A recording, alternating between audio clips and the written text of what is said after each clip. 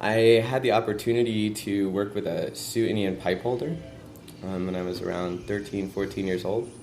And I was just starting a climbing career, so I was spending a lot of time in the wild, in nature. And he was my guide in both my athletics and my guide in spirit. And he stressed the importance of the connection between the two. That I couldn't do anything without the food I was eating, the medicine I was taking, and the information I was receiving from the world around me. That my strength was in the forest, was in the plants, and that we communicated through this stone.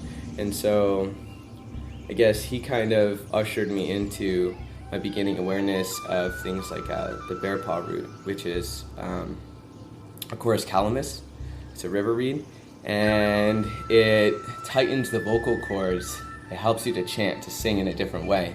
It also has a mild psychotropic effect. It's a mild sedative, and it produces a feeling of floating or like a lack of gravity. Now, when you're doing a sport like climbing and you can reduce the sensation of gravity, that benefits you greatly, you know. And I think a lot of athletes aren't aware that there are medicines like these, you know, that you can use as tools. Like, it's not just that it affects your perception of your weight, but because you are perceiving yourself to be lighter, you are using your body as it were lighter, and so your abilities are increased phenomenally. And whether or not that's the power of belief or perhaps something to do with your circulation from the root, the magic of that, understanding the shamanism of ascension, you know, in this case, to me it was phenomenal. And so I started to really look into what can I use to help me grow in the ways that I feel weak, and what can I use to help me express the things that I believe are my gifts, you know. So we'd eat this bear paw root, we'd chant, we'd climb, and then he started to introduce me to some other plants in the area. Eventually I got into Calea zacatichichi, which isn't native to North America. It's actually it's a Mexican herb. It's a dream enhancer, probably the most powerful dream lucidifier I've ever encountered.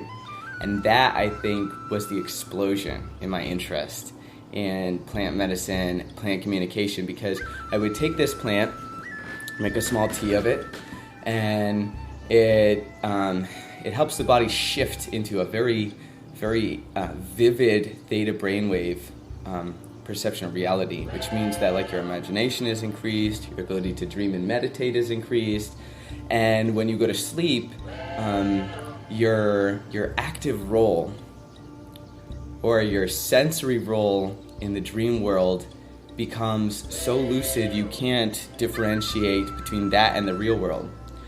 And I think I realized in those experiences that the only difference between dreaming and being awake is our level of participation.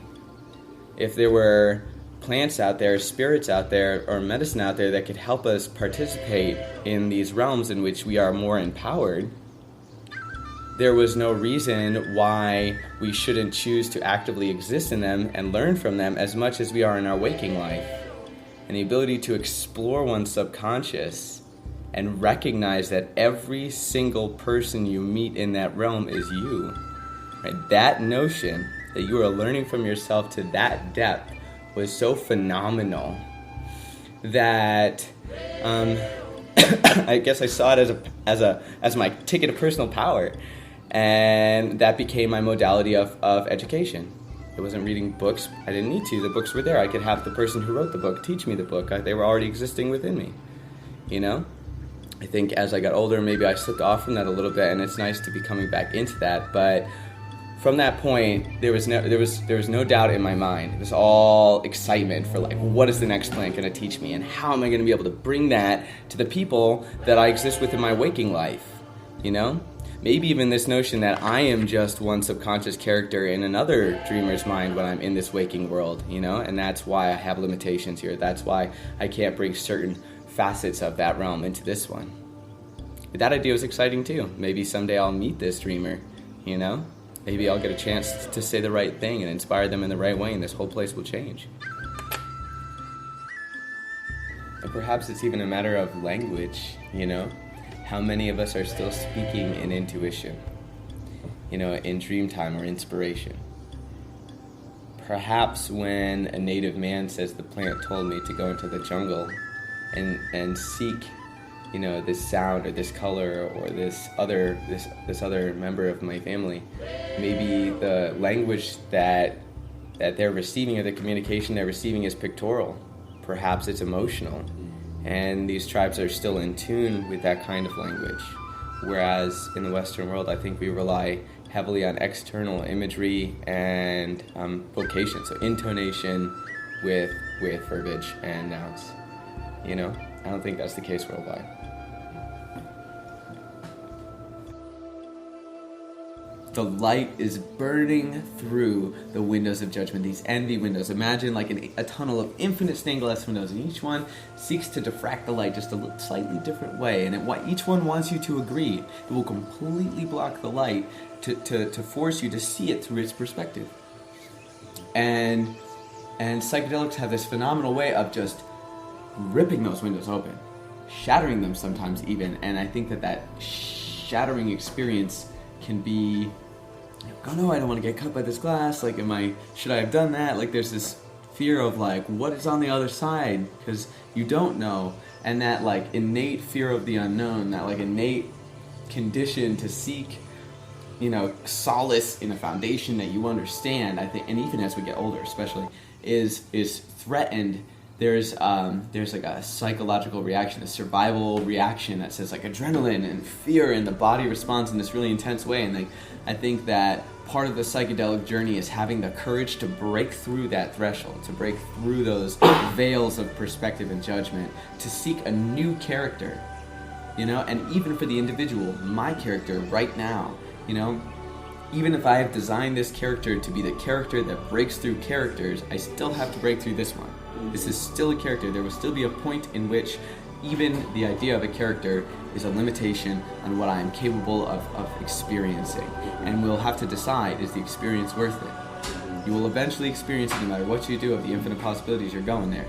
You decide how fast you're going to go there. And I think psychedelics are for those of us who really enjoy doing that at an accelerated pace. And we help everyone else who wants to walk there build the language and concepts and understanding and judgments so that when they get there, they're okay with that. Like, okay, well, I understand these parameters and judgments because, like, somebody's explained this to me before, and I have this perspective built inside of me already.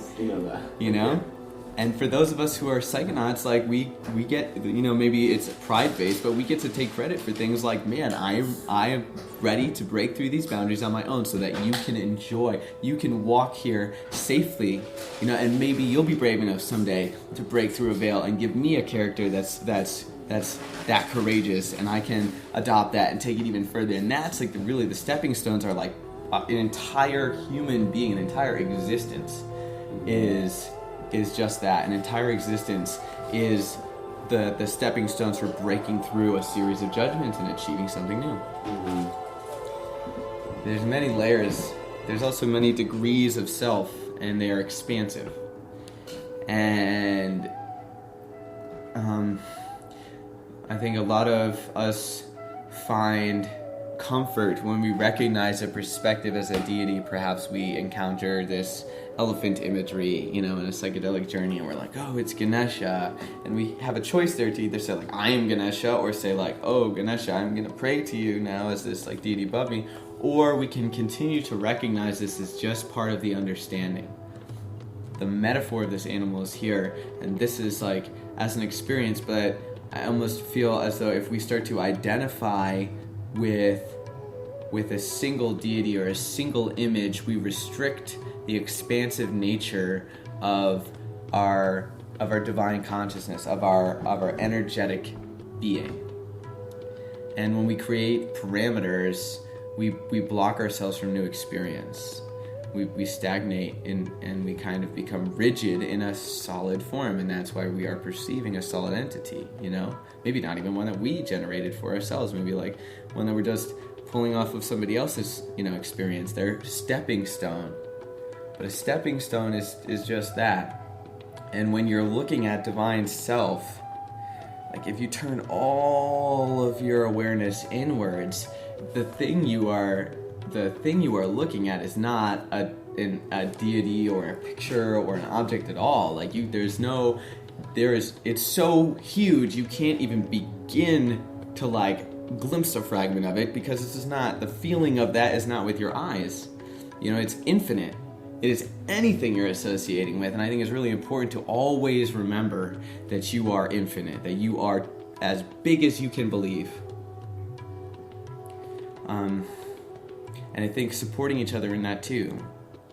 I'm glad you have had this experience. Let's look at the metaphor and understand what this means. We'll use our reflective tools, just like shamans have used for thousands of years when they see a sacred deer or they see a fox or a hawk, and they know themselves in this animal, and they're like, okay, well, this is what this means, and this is my metaphors for this, but it's still it's a meta euphorical reality. Like those figures of speech are only just that, just a piece of how you get to paint this picture, not the whole picture.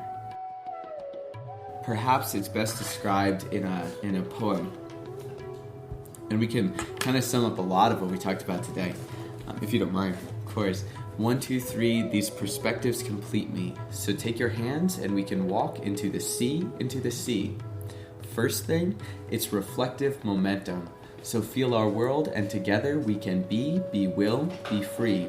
Sometimes eyes forget the collective, but that's all right, as we can make eternity. Hands down, it's emotion elected, and once again, empreo light and harmony, harmonium, harpsichord and breakbeat rhythm drum, as this moment is the one, only one, us, equal to the sunshine dust. Can you see the light night star bright us?